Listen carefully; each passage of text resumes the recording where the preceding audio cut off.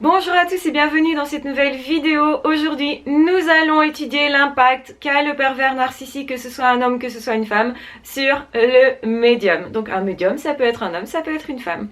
Et j'avais expliqué que les médiums, souvent, sont aussi des hauts potentiels, des hypersensibles. Si le point de vue psychologique vous intéresse, donc à savoir quel est le rapport entre un pervers narcissique et le haut potentiel, qu'est-ce qu'ils ont comme lien? Eh bien, je vous renvoie vers ma chaîne Une Psy à la maison. N'hésitez pas à vous abonner, à découvrir justement toutes les capsules que j'ai faites à ce niveau-là. Aujourd'hui, donc, nous allons voir l'impact des pervers narcissiques sur le haut potentiel et surtout sur la capacité médiumnique. Donc, c'est quoi être médium? On va un petit peu revenir à l'essentiel, c'est-à-dire que ce sont des personnes qui ont beaucoup d'énergie, qui vont mettre à disposition cette énergie-là pour communiquer avec des esprits. Donc, les esprits, les entités, utilisent l'énergie qui est canalisée par le médium, donc c'est parfois son énergie vitale aussi, qui est utilisée pour communiquer, pour avoir accès à d'autres informations, à ce que j'appellerais, et je raccroche ça à la théorie de Jung, l'inconscient collectif. Donc, c'est-à-dire que effectivement Jung a été le premier, selon moi, en tout cas je n'en connais pas vraiment d'autres, qui a rattaché la spiritualité à la psychologie. Et c'était plutôt avant-gardiste. Et lui-même a eu des expériences paranormales. D'ailleurs, il a même écrit un livre sous l'impulsion d'esprit qu'il a nommé plutôt des fantômes, des revenants. Donc il y a une grande différence en fait entre un esprit et un fantôme, un revenant. Mais de façon générale, on parle d'entité et donc il y a des entités qui sont meilleures que d'autres, qui sont plus positives que d'autres, qui sont différentes, etc. Mais elles vont toutes utiliser pour communiquer l'énergie du médium ou l'énergie de ce qui se retrouve autour du médium. Ça peut être l'énergie lumineuse, donc la lumière, ça peut être de l'électricité, ça peut être les batteries de votre téléphone, ça peut être les batteries justement de vos caméras, etc. Donc en fait, les entités utilisent de l'énergie. C'est ce qu'il faut bien retenir. Le médium particulièrement, c'est quelqu'un qui a beaucoup d'énergie. Et justement, quand on voit un HP, un hypersensible, il a beaucoup d'émotionnel, beaucoup d'idées généralement. Ça travaille pas mal au niveau justement mnésique. Donc c'est quelqu'un qui se lève généralement avec une haute énergie et qui a envie de plein de choses. Cette envie-là, elle correspond justement au fait d'avoir une énergie débordante et des idées débordantes. Et ce n'est pas du tout anodin. Le HP, quand il est seul, il fonctionne généralement bien, il a plutôt un esprit positif, quand il est bien avec lui-même en tout cas, et beaucoup d'HP du coup passent beaucoup de temps seul et se rechargent de façon plutôt seule, donc en prenant des temps de créativité, donc des temps où on est seul mais on crée beaucoup, on fait beaucoup de choses. Donc ça, c'est une particularité des HP et généralement des médiums aussi. Ils ont besoin, avant de faire un soin, quand on entend des personnes qui font du Reiki par exemple, qui travaillent sur l'énergie, ils ont généralement besoin de se préparer, de se mettre dans certains états d'esprit pour capter de l'énergie, pour se régénérer eux-mêmes, pour ne justement pas utiliser trop d'énergie vitale qui viendrait d'eux. Donc ils captent aussi l'énergie du monde. Et c'est ça un médium, c'est quelqu'un qui est vraiment entre le monde physique et le monde de l'esprit. C'est quelqu'un qui canalise les choses, qui canalise les messages, qui canalise l'énergie, qui va détecter aussi les variations énergétiques dans le corps des autres. Donc on peut être médium à plusieurs niveaux. Il y a des personnes qui ne font que voir des esprits, donc qui ont cette capacité de double vue. Il y a ces personnes qui ont plutôt la clairaudience, donc qui entendent les esprits, et il y a des personnes qui vont aussi avoir des flashs, qui vont anticiper l'avenir, etc. et avoir sous forme de flash justement toute une série de sensations. Donc on peut sentir beaucoup de choses en tant que médium aussi. Donc vous l'aurez compris, la médiumnité se rattache pas mal avec l'hypersensibilité. Je vous renvoie aux vidéos que j'ai déjà faites sur cette chaîne à ce sujet. De toute façon, les pervers narcissiques, ils vont utiliser l'énergie des médiums. Et donc ils vont même se dire parfois spirituels ou singer, et je pèse mes mots sur le terme singer une pseudo-spiritualité ou des expériences spirituelles. Ce sont des personnes qui généralement vont inventer ou vont redire ce qu'ils ont déjà entendu dire pour attirer le médium à lui ou elle.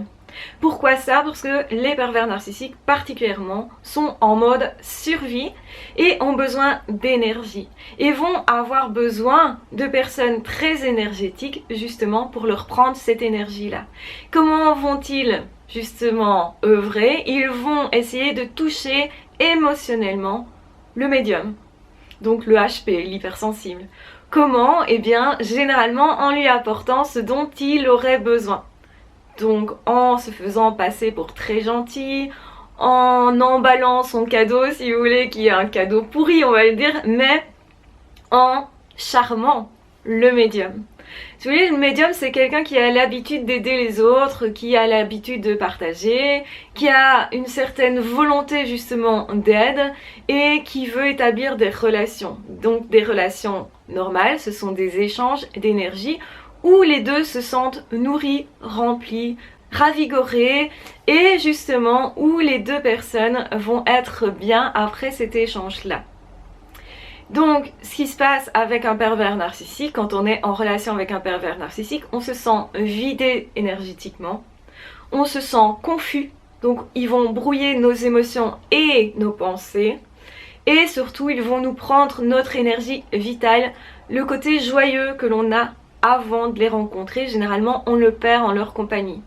Ce sont des personnes qui vont nous attirer dans des énergies basses, donc de violence, de colère, de peur et aussi d'inquiétude. Donc ils vont utiliser notre émotionnel pour nous puiser cette énergie-là. Parce que nous sommes des êtres en tant que médiums qui avons beaucoup plus d'énergie que la moyenne et surtout on a cette capacité de canaliser l'énergie du monde, des êtres qui nous entourent, des arbres, etc. Ça j'en parlerai aussi dans une autre vidéo, comment se ravigorer avec les arbres parce que ce sont nos alliés. Et ce qu'il faut penser c'est que en fait les pervers narcissiques ils font ça parce que ce sont des entités, ce seraient des êtres humains différents si vous voulez, ce serait une autre race. Donc ce seraient des entités, donc soit le pervers narcissique en tant que tel est un être vide qui sert juste de canal à des entités et ça permettrait à ces entités de capter notre énergie pour eux l'utiliser de façon destructrice. Nous en tant que médium on a envie de construire et justement la Bible notamment a mis en garde les médiums en disant ne faites pas ça, ne rentrez pas en relation. Justement parce que vous êtes en train de donner votre énergie à quelque chose de destructeur. Cependant, moi je pense que c'est le fait que nous soyons aveugles sur le fait qu'on a cette énergie, que cette énergie on peut en disposer et qu'on peut choisir à qui offrir cette énergie et comment l'utiliser pour que ça soit constructif.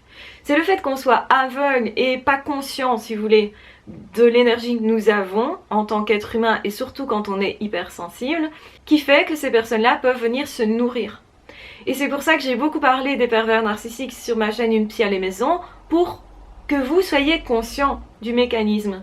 Donc en fait, ce qui se passe, une victime des pervers narcissiques, c'est quelqu'un qui va être finalement vidé de son énergie, qui va se perdre, qui va perdre la connexion au divin, justement parce que l'énergie elle est nécessaire pour communiquer avec le divin, pour communiquer avec des êtres défunts, pour communiquer aussi avec des entités, des bonnes entités. Donc ce qui est mauvais c'est pas la communication en tant que telle, c'est pas l'énergie en tant que telle, c'est comment elle est utilisée par les pervers narcissiques et les entités négatives. J'avais expliqué dans une autre vidéo qu'effectivement derrière certains pervers narcissiques, j'ai déjà vu des grandes ombres noires et je me suis questionnée sur ces visions-là. Parce que je me suis dit c'est quand même bizarre. J'ai aussi vu notamment là où vivent des pervers narcissiques, il y en a au moins 2 dans cette maison-là. J'ai déjà vu des ombres noires et j'en ai vu plusieurs sur leur terrasse notamment, dans leur jardin. Et je me suis questionnée et je me suis dit tiens, pourquoi ça arrive? Pourquoi je vois ça? Donc c'est surprenant, je ne l'ai pas vu qu'une seule fois justement. Pourquoi je vois pas ça dans d'autres jardins, dans d'autres maisons, dans d'autres lieux? Donc il y a vraiment autour des pervers narcissiques en tout cas des entités noires. Donc du coup, il est logique que les pervers narcissiques cherchent à vous puiser l'énergie et on retrouve chez les victimes une constante qui est que ces victimes-là, elles sont en perte d'énergie, en perte vitale et que même parfois ça va jusqu'à avoir des problèmes de santé qui sont lourds, qui sont graves. Généralement, il y a beaucoup de stress aussi, il y a un épuisement. La première chose que vous allez capter, c'est que cette personne, elle se transforme, elle perd son énergie. Donc c'est-à-dire que vous allez voir cette personne qui devient fatiguée, qui devient peut-être plus aigrie, qui devient en colère, qui devient déprimée. Ça prouve bien que les pervers narcissiques, pour nous capter nos énergies positives, ils vont devoir nous abaisser au niveau des vibrations, nous faire ressentir des vibrations qui sont basses, et c'est comme ça qu'ils vont faire pour pouvoir s'alimenter eux, si vous voulez. Et nous, comme on est très généreux, généralement on reste dans ce mécanisme-là, parce qu'on se dit, oh les pauvres, eux aussi devraient avoir de l'énergie, eux aussi devraient avoir la joie de vivre. Et c'est parce qu'on veut leur insuffler cette joie de vivre, parce qu'on veut sincèrement aider, qu'on se retrouve un peu prisonnier. Alors quand je dis un peu, ça veut dire qu'en réalité, nous avons toujours cette possibilité de nous dégager.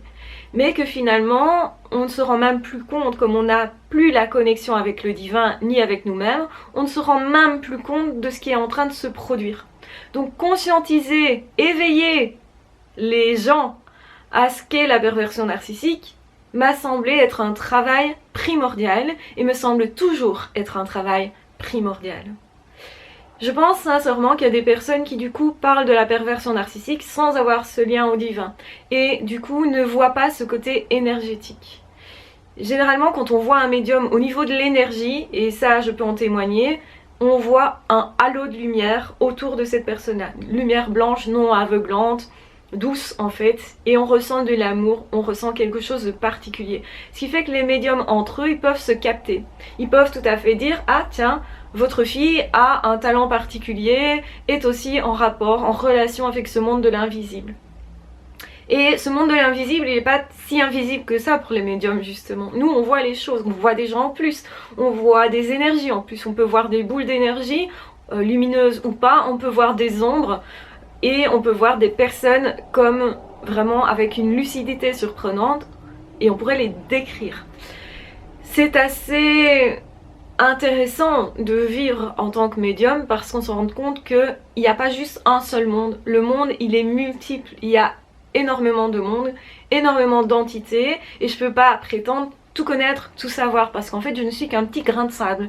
Et le petit grain de sable est important parce que sinon on n'aurait pas une belle plage, vous comprenez, mais ça n'en reste pas moins un petit grain de sable. Et ce que nous pouvons connaître en tant qu'être humain, c'est finalement minime par rapport à ce que connaissent un être supérieur en nous. On a tous une partie de nous qui en sait plus. Et avec cette connexion-là, on peut voir où est notre place, on peut la sentir, on a cette fameuse boussole intérieure avec toutes des sensations physiques qui vont nous dire c'est par là, ton chemin est vraiment par là, oui cette personne est bonne pour toi, vas-y, continue avec cette personne parce que vraiment c'est chouette, et vous ressentez de la joie, de l'énergie à chaque contact avec une personne positive. A l'inverse, avec les pervers narcissiques, vous vous sentez épuisé, écœuré, fatigué, vous ne comprenez plus qui vous êtes, vous vous perdez vous-même, vous perdez cette connexion avec le divin et vous perdez même vos facultés. En fait, vos facultés elles sont derrière, mais elles ne peuvent pas fonctionner avec un niveau d'énergie très bas. Et c'est pour ça que certains vont dire mais c'est quand même bizarre, les médiums ils devraient voir les pervers narcissiques à l'avance et pouvoir prédire ça, prévoir ça. Mais en fait comme on est coupé de la source, eh bien généralement on peut se faire avoir nous aussi. Donc il faudrait surtout pas conclure que si on se fait avoir par un pervers narcissique, c'est qu'on n'était pas médium, c'est qu'on ne peut pas avoir confiance en ses capacités de spiritualité, de connexion, etc. En réalité, on a ces capacités-là, mais il nous faut une énergie positive, justement. Et c'est pour ça qu'ils essayent de nous faire douter de cette connexion-là, de notre spiritualité, de nos croyances, etc. Parce que c'est comme ça qu'ils vont nous ramener dans des basses énergies et qu'ils vont pouvoir se nourrir. Et qu'ils vont pouvoir, en fait, brouiller les pistes, justement. Donc, il y a beaucoup de pervers narcissiques qui vont, justement, aller dans la religion, dans certaines croyances, etc., aller dans la spiritualité, fréquenter ces lieux-là. Parce qu'en fait, c'est pas la spiritualité en tant que telle qui va les intéresser, mais plutôt de capter votre énergie à vous, d'aller se nourrir si vous voulez. Et du coup, faites attention si vous êtes médium aux pervers narcissiques, parce que c'est, je peux pas dire ces personnes-là, mais ces êtres-là sont là juste pour profiter. Et on le voit justement dans l'attitude des pervers narcissiques qui sont très humiliants, dégradants, etc. Très doux aussi à certains moments pour justement vous amener à ce qu'ils veulent. Donc la manipulation, c'est ça, hein.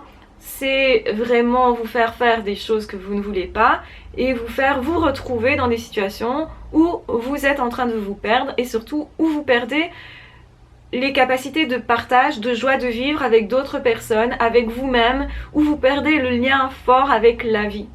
Ce sont des personnes qui voudraient vous faire tomber dans la noirceur, dans la rancœur, et qui vont essayer de vous persuader que vous êtes noir, que vous êtes sombre, que vous n'êtes pas une belle personne, que vous ne vouliez pas sincèrement aider les autres. Ils vont vous reprocher d'ailleurs de ne pas vouloir les aider suffisamment. Et plus vous allez mettre de l'énergie à les aider, et plus ils vont prendre ces énergies-là. Et cette énergie, elle est aussi psychique. On se sent vidé psychiquement en compagnie de pervers narcissiques ou après les avoir vus. Et même si on ressent cette perte d'énergie, parfois on ne comprend pas bien ce qui se passe. Et le fait de bien comprendre que oui, ils agissent aussi sur votre capacité médiumique, ou plus exactement sur votre énergie, ce qui vous enlève cette capacité de connexion, ce qui vous énerve, et donc on ne peut pas faire des soins sur quelqu'un ou communiquer correctement avec les esprits quand on est énervé. Je pense même qu'ils sont des portails vers de mauvais esprits, pour vous amener des mauvais esprits. Ce sont des personnes qui, justement, sont intéressées par tout ça, mais sur le côté négatif, qui sont intéressées par les mauvais esprits, par les revenants, par le côté douloureux de la chose, par tout ce qui est souffrance, par tout ce qui est douleur, par tout ce qui est sombre, et qui vont vous essayer de vous persuader que ces êtres maléfiques pourraient vous atteindre. Donc ce sont des personnes qui vont jouer avec vos peurs et au niveau aussi de vos contacts avec la spiritualité, avec le spiritisme, parce que c'est ça aussi. Spiritisme, c'est contact avec des esprits, pas forcément avec des mauvais. Mais eux vont être un canal pour les mauvais esprits, vont essayer de vous amener des mauvais esprits. Donc il y a beaucoup de personnes, et moi je l'ai vécu aussi, qui disent, après avoir connu un pervers narcissique, juste après, une heure après, peut-être ont rencontré des mauvais esprits. Moi j'ai eu, en tout cas à travers une personne comme ça, j'ai vu plein de mauvais esprits autour de cette personne-là qui essayaient notamment de m'attraper. Donc j'ai pas très bien vécu ce petit moment-là, mais très vite ça s'est dissipé parce que j'ai fait appel aux anges et aux personnes qui me suivent habituellement quand je suis en contact avec l'autre monde. Donc nous avons tous des protecteurs, c'est important de le rappeler, et c'est important aussi de savoir que c'est vous qui êtes le maître à bord et qui autorisez ces transferts d'énergie-là. Vous pouvez tout à fait, quand vous êtes en face d'un pervers narcissique, vous dire « je refuse ce transfert d'énergie » et c'est pour ça que vous êtes nombreux à dire « la foi m'a aidé, Dieu m'a aidé à me dégager des pervers narcissiques de cette mauvaise expérience-là ». Eh bien c'est pas du tout anodin parce qu'en fait il y a aussi quelque chose qui se passe au niveau énergétique, qui se passe au niveau de l'autre monde. On pourrait dire il y a une sorte de guerre, de bataille qui se passe au niveau de l'autre monde. Je sais du coup que cette vidéo pourrait perturber pas mal de personnes, mais c'est une réalité. Le monde énergétique existe, on peut voir vraiment les flux d'énergie autour des personnes et on peut voir du coup entre deux personnes est-ce que c'est une bonne relation ou pas. Les médiums peuvent voir ça parce qu'on va voir le flux d'énergie, on va voir aussi les trous d'énergie, donc les endroits où il vous manque de l'énergie, on peut voir comme ça que vous avez un organe qui fonctionne moins bien, on pourrait le détecter comme ça notamment. Donc on peut aussi réparer tout ça comme ça en envoyant de l'énergie sur cet organe qui est malade, qui a besoin de capter autre chose.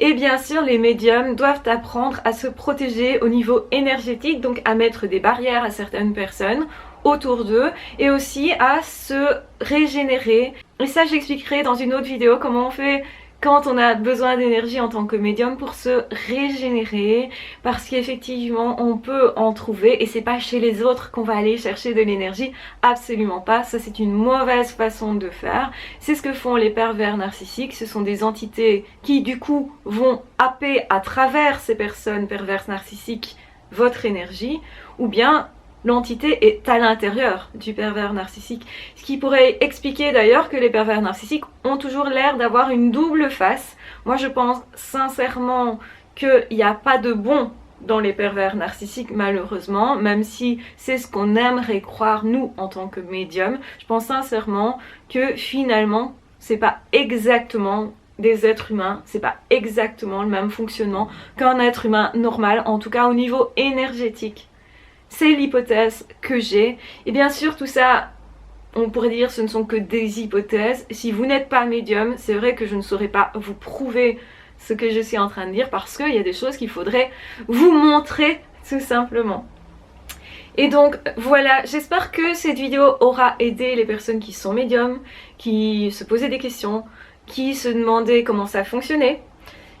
Peut-être que ça vous aidera aussi à vous dégager des pervers narcissiques et à savoir pourquoi le fait de croire à quelque chose de plus grand que soi, à un Dieu, quelle que soit votre croyance, quelle que soit votre religion, a pu vous aider à vous dégager des pervers narcissiques, à vous retrouver vous, à vous remplir à nouveau d'énergie et à refonctionner normalement. Donc n'ayez pas peur, vous ne perdrez pas votre médiumité, vos capacités à ce niveau-là.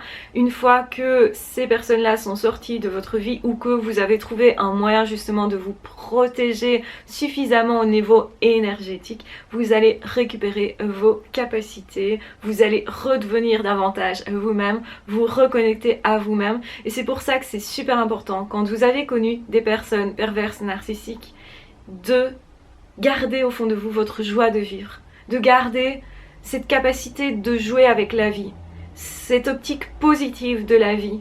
Parce que généralement, un médium, il irradie de joie généralement. C'est généralement une personne qui attire les autres à lui ou à elle. Pourquoi ça? Parce qu'en fait on est lumineux dans l'autre monde et ça se voit physiquement. Ça se voit parce que généralement on est en meilleure santé que les autres personnes. On s'entretient davantage d'ailleurs au niveau de la santé. On prend davantage soin de son émotionnel, surtout quand on est hypersensible. Et je n'ai jamais vu de médium qui n'était pas hypersensible. Donc c'est ça qui me fait dire aussi, un médium est d'office un hypersensible et certainement aussi un HP. Donc si vous êtes médium, il se pourrait très fort que vous soyez concerné par le côté haut potentiel. N'ayez pas peur de ce terme, ça ne veut pas dire que vous devez être super bon à l'école, ce n'est pas ça être haut potentiel. Si vous voulez en savoir plus sur le haut potentiel, la douance, le fait d'être surdoué, ce sont les mêmes termes qui veulent dire en fait un petit peu autre chose parce que ça dépend du point de vue que l'on prend. Mais en gros c'est le même profil, donc n'ayez pas peur du terme en question. Allez voir les vidéos d'une psy à la maison, donc qui est ma chaîne, et j'ai beaucoup expliqué ce que c'était et peut-être que vous allez découvrir votre propre fonctionnement et que ça pourrait vous faire du bien justement parce que s'aider soi-même à se comprendre, c'est primordial aussi pour aller bien soi et du coup pour avoir une bonne énergie de vie et pour vivre bien sa vie et pour aussi rentrer en relation avec les autres parce que mieux on est avec soi et plus on aura de belles relations. Je vous embrasse bien fort, je vous aime très fort, je vous mets en barre d'infos le lien vers ma chaîne, donc une psy à la maison, et de toute façon on se retrouvera très vite dans d'autres audios ou dans d'autres vidéos. N'hésitez pas à commenter cette vidéo, à me dire ce que vous avez vécu vous avec les pervers narcissiques d'un point de vue énergétique, si vous avez vu des entités autour d'eux etc. Tout ça m'intéresse énormément parce que je suis en train de récolter aussi pas mal de données à ce niveau là pour avancer plus loin, pour faire des études encore plus précises à ce niveau là. Donc sachez que ça va m'aider simplement si vous avez vécu des choses à ce niveau là. Vous êtes aussi encouragé à m'écrire sur mon adresse spirituelle à la maison @hotmail.com, donc c'est évidemment une adresse email. Et si vous n'êtes pas encore abonné à la chaîne, n'hésitez pas aussi à vous abonner. Ciao, bye bye.